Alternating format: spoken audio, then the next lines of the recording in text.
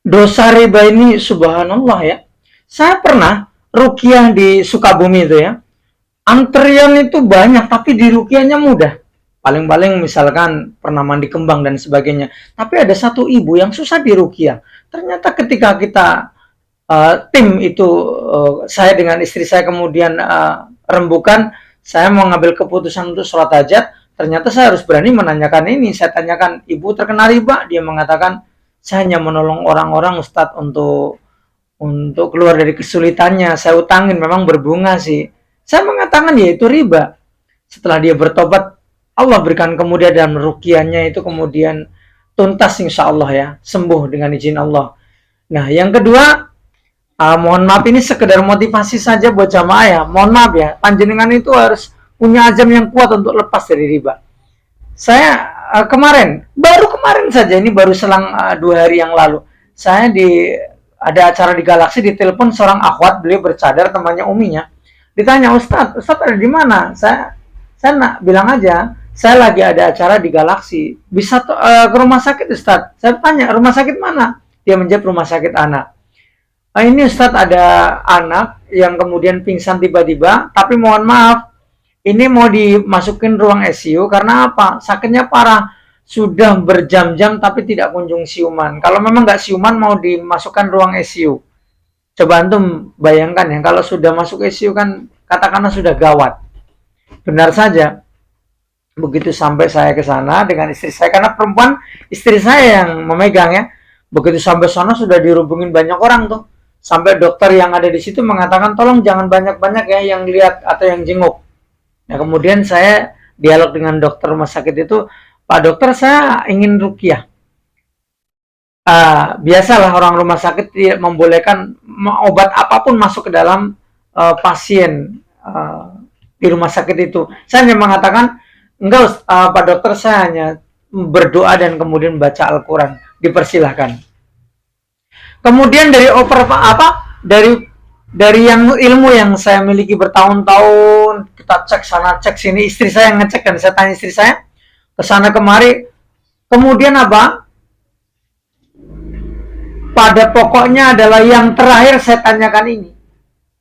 Ketika tidak kunjung juga ada perubahan dan masih merem saja matanya, belum juga siuman, saya tanya, Ibu dan Bapak tolong, saya tanya dengan jujur, apakah Ibu dan Bapak terkena riba? Mereka berdua mengatakan, iya Ustaz, kami terkena yang namanya bank keliling, penjol, bahkan mohon maaf ya, ada riba-riba lain. Kemudian saya mengatakan begini Bu, banyak pasien saya yang terkena riba, motifnya sakitnya tidak jauh seperti ini. Nah saya curiga, maka kecurigaan saya benar. Setelah tadi saya obatin dengan ruqyah-ruqyah yang lain, ternyata tidak ada perubahan. Coba kita masuk kepada sesen pamungkas ini. Kemudian apa? Beliau menyetujui. Saya mengatakan sama ibunya karena saya berharap doa ibu luar biasa karena yang mengandung, menyusui dan melahirkannya.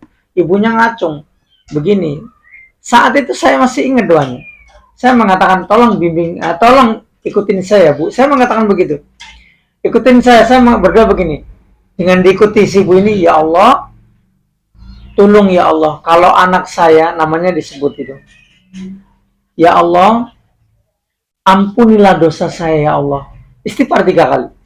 Kalau memang saya diingatkan akan dosa riba yang saya lakukan sehingga anak saya seperti ini, saya mohon diampuni. Saya menyadari kekeliruan saya ya Allah. Tolong ya Allah, angkat penyakit anak saya dan sembuhkan seperti sedia kala. Sadarkan dia. Tiba-tiba pelan-pelan matanya ngebuka dan kemudian apa? Dia mencari mamanya.